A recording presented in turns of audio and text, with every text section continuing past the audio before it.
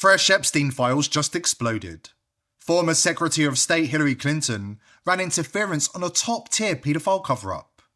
She personally intervened in 2014 to protect a US ambassador who abused and impregnated an 11-year-old girl at one of Epstein's elite politician parties.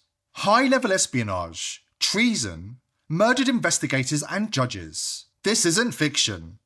It's filthier than any blockbuster nightmare Hollywood could ever cook up. But mainstream media is dead silent. Big tech, crushing it, shadow banning, suppressing the evidence against Hillary Clinton. Why the media blackout? Because this is Pizzagate. The conspiracy they can't admit is real, even though the evidence is all there. And the evidence just got even more damning. If they ever admit the truth, the whole elite empire collapses, power structures torched, and decades of lies go up in flames. Buckle up. We're diving into the most dangerous story in the world right now. Unfiltered, no apologies. Before we dive in, subscribe to the channel if you haven't already, and join the People's Voice Locals community to join our incredible community, support the channel, and gain access to exclusive and uncensored content. In 2014, US Ambassador to Mexico, Earl Anthony Wayne, high-level diplomat elite insider, spent a steamy romantic night in Mexico. His partner? An 11-year-old girl. What kind of twisted gathering puts powerful politicians in the same room as very young children for fun? A Pizzagate party, straight up. The exact nightmare we've warned about since 2016, when we decoded the pedo code words in John Podesta's emails, got nuked and shadow banned from every platform, smeared as dangerous lunatics by the mockingbird media. Except now the Epstein files are exposing the truth. Emails sent by Kenneth Turner to the New York Office of Global Affairs are now public, and they expose the biggest Pizzagate cover-up since Podesta's code words. And they implicate some very, very important people. More on that in a moment. But first, Ambassador Wayne didn't just assault the 11-year-old, he impregnated her. DNA match 100%. The ex-US ambassador to Mexico impregnated an 11-year-old girl. This is Earl Anthony Wayne, the former US ambassador to Mexico from 2011 to 2015. You may want to question ex-US ambassador to Mexico, Mr. Earl Anthony Wayne, about his involvement with an underage girl when he attended and was arrested by federal police. We believe that Blank and Epstein were involved organizing this party, and it was held in Mexico at a US consulate-controlled housing facility. He was sentenced in Mexico in 2017 to a life sentencing for impregnating an 11-year-old girl. Her son's DNA matches Wayne's 100%. But after a huge payoff, the US State Department made a deal with the corrupt judge to allow an ex-US Marine to stand in his place and serve his sentencing in Mexico. Mr. Anthony has an outstanding arrest warrant here in Mexico for avoiding sentencing. Earl Anthony Wayne is now a professor at American University. He's actually teaching classes in the spring of this year on US foreign policy diplomatic practice. After this started circulating online, Earl Anthony Wayne deleted his X account. Epstein couldn't scrub that mess how he usually did, by disposing of small bodies down a trapdoor on his island straight into the sea. This 11-year-old escaped Epstein's clutches and gave birth to the US ambassador's child. Now here's where it plunges into pure darkness. Hillary Clinton stepped down as Secretary of State in early 2013, officially out. But her grip on the department? Ironclad. Loyalists she planted, deep state holdovers, career insiders, were still running point, executing her orders. And that's exactly what happened in 2014. The Epstein web was starting to crack. Ambassador Wayne's nightmare in Mexico was blowing up. Exposure threatened the whole Epstein ring. So Hillary personally intervened, reaching out through back channels to her State Department loyalists, pulling strings, burying it, protecting the ambassador, shielding Epstein's network. It gets even worse. The mainstream media knew the details, and they chose silence, ran interference and buried the story, protected Hillary at all costs. NBC ran a single solitary news report, which drew the ire of the State Department, and was quickly scrubbed from the internet. And no mainstream news organisation ever dared to mention it ever again. That's called complicity in crimes against children. Listen closely to this report. Listen closely to what they say about the ambassador protected by Hillary Clinton. It ties in exactly with what the Epstein files just exposed was happening in Mexico. Some serious allegations this morning facing the State Department. That's right. According to internal State Department memos, the agency might have called off or intervened in investigation into possibly illegal and inappropriate behavior within its ranks, allegedly to protect jobs and avoid scandals. This concerns the time that Hillary Clinton was Secretary of State. We want to get right to NBC's chief White House correspondent Chuck Todd with the latest. Chuck, good morning to you. Good morning, Savannah. You know, there's an old saying in Washington that the cover-up is worse than the crime. But in this case, both parts of it are disturbing. Allegations of prostitution and pedophilia, and allegations that those crimes were somehow covered up or not looked into. So the State Department this morning is having to respond to those claims and those investigations of misconduct by State Department officials, including by an ambassador and security agents attached to then Secretary of State Hillary Clinton.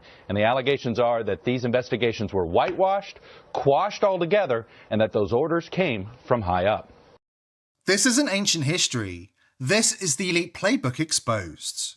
Children abused at elite parties, cover-ups at the highest levels, and zero accountability. Hillary Clinton has been subpoenaed to answer questions on her relationship with Jeffrey Epstein. If they have any integrity, they'll ask her about why she intervened to protect an ambassador who impregnated an 11-year-old girl at Jeffrey Epstein's party. NBC News has obtained documents related to ongoing investigations into some disturbing allegations involving State Department personnel and at least one ambassador. A State Department memo says the ambassador, quote, routinely ditched his protective security detail in order to solicit sexual favors from both prostitutes and minor children. The memo also says a top State Department official directed department investigators to, quote, cease the investigation into the ambassador's conduct. It's just one of what another document describes as, quote, several examples of undue influence from top state officials. On Monday, a State Department spokesperson will not confirm specific investigations. I'm not going to talk about specific cases. The perpetrators are still walking free. Wayne is teaching at a US university this spring. And as for those who covered up his crimes, enabling the elite paedophile ring to continue at the highest levels, they are still walking free, still protected by the mainstream media. As for those pursuing truth and justice in this case, they are dying at an extraordinary rate. We know about the ambassador thanks to emails sent by Kenneth Turner to the New York Office of Global Affairs. Newsflash, he was recently found dead, but not before warning that his life was in danger.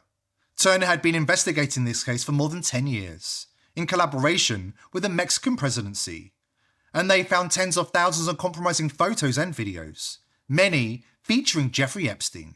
This is the moment Hillary Clinton and her loyalists in the State Department went into full panic mode, because Epstein's exposure was closing in. Ambassador Earl Anthony Wayne, tried in absentia by a Mexican court, life sentence, for impregnating an 11-year-old at an Epstein-hosted elite party. But Turner's emails dropped the hammer. Hillary Clinton loyalists in the State Department cut a dirty deal with a corrupt Mexican judge. They bribe him, swap in a former US Marine to rot in prison instead, and Wayne walks free. Justice buried. Later in the email chain, Turner sent the most explosive email in the batch. He confirmed that an American agent shot a Mexican judge overseeing a child trafficking case linked to the investigation. He also documents 4 armed attacks on his own team. Shootouts, ambushes, blood spilled to shut it down. Why was Hillary so hell-bent on killing this investigation and anybody investigating Pizzagate? The emails answer it crystal clear. The case doesn't just expose the elite paedophile ring, it proves that Epstein is still alive. And he had Hillary's brother Tony Rodham murdered. Body swapped in that infamous suicide photo. A cold warning to the Clintons. Stay silent, stay in line, or your family is next. The elite don't play games. They eliminate loose ends. We've got the full breakdown coming up after this important word from our sponsor. Stay locked. This gets even darker. Both Biden and the Clintons were involved in this case. But the bombshell email was deleted by the US Justice Department when it started gaining attention online earlier this week. Who has the power to pull the strings in the DOJ in 2026? Ever since that infamous 2019 photo, Jeffrey Epstein's corpse paraded on a gurney for the whole world to see, real investigators have been screaming from the rooftops. That's not him. Weeks earlier, on June the 7th, 2019, Hillary Clinton's own brother, Tony Rodham, low profile, conveniently dead at 64, vanished from public view. No big funeral, no autopsy, just gone. Now, the Kenneth Turner emails, buried in those fresh Epstein file drops, blow the lid wide open. Turner's evidence lays it out cold. The body on that stretcher? It's Tony Rodham. Photos line up. Eyebrows, ears, jawline, hooked nose, the works. Timing? Surgical. Epstein supposedly dies August the 10th, 2019, barely 2 months after Rodham. Motive? Crystal clear. Epstein or his handlers, whoever pulled the strings, needed leverage. A brutal message to the Clintons. Stay in line, keep quiet, or your family pays the price. Swap the body, fake the suicide, parade the proof, and remind Hillary Clinton who's really in control. This isn't coincidence. This is a warning shot fired straight at the heart of the elite machine. They paraded Hillary's brother's corpse to scare the Clintons. And the media? Still calling it all a conspiracy theory. But the documents don't lie. I anticipate there will be a full court press in October. I mean, the crazy story about me running a child trafficking operation out of a basement of a pizzeria, don't laugh. Don't laugh. It was a huge story. Right now, the Clintons are sweating bullets. Bill's deposition hits on the 27th. Hillary's on the 26th. House oversight. Closed doors, cameras rolling. They're begging for public hearings to look transparent, while Coma keeps it locked down. Why the terror? They're hiding the darkest crimes. Child trafficking empires, body swaps, silenced investigators. The body count of honest whistleblowers, crashes, suicides, poisonings is staggering. And they sit at the centre. No matter what the polls say, we can't let up.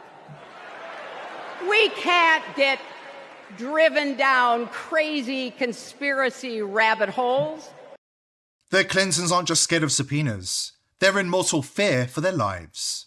The handlers who once shielded them, the ones who paraded a corpse to send a message, those strings are snapping.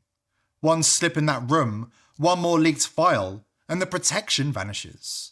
And when that happens, all hell will break loose. Seth Rich leaked the Pizzagate cover-up to WikiLeaks and ended up dead, just like the Mexican judge, and so many of the Clintons' associates who knew too much. There is a reckoning coming.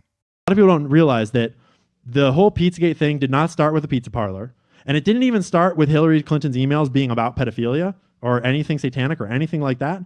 It actually started with them doing a different investigation into Hillary Clinton for a different thing, and they wanted access to her email server, and it didn't, like, that shouldn't be a problem. You are literally like a public servant. And so then she went and destroyed them all and poured bleach over their destroyed corpses to try to erase all the evidence. But Seth Rich, one of her staffers, leaked all of these emails to WikiLeaks. And I have personally, that is not a rumor, that is like very much a fact. So, where does this leave us? It leaves us staring straight into the rotted heart of the elite's agenda. An agenda built on surveillance, blackmail, and absolute control. The fact is, they've declared war on us. If you're still using a legacy VPN in 2025, that's like wiring your brain straight into the surveillance matrix. The globalist takeover needs just one thing. Every click, every search, every move you make online in their hands. You think you're safe? Mossad has been busted spying on White House officials. Nobody's safe. That's why VP.net was built in 2025, the world's first verified privacy network. Unlike legacy VPNs, they don't promise trust, they prove it. Cryptographic proof in real time that you can't be logged because they can't see your traffic. Your data is locked in Intel SGX secure enclaves. Cryptographic vaults so secure, even they're shut out. This isn't privacy by some flimsy policy, it's privacy by design, built to break the globalist control. Strike back with vp.net/TPV. Privacy by design, because the internet is their battlefield, and this is your shield.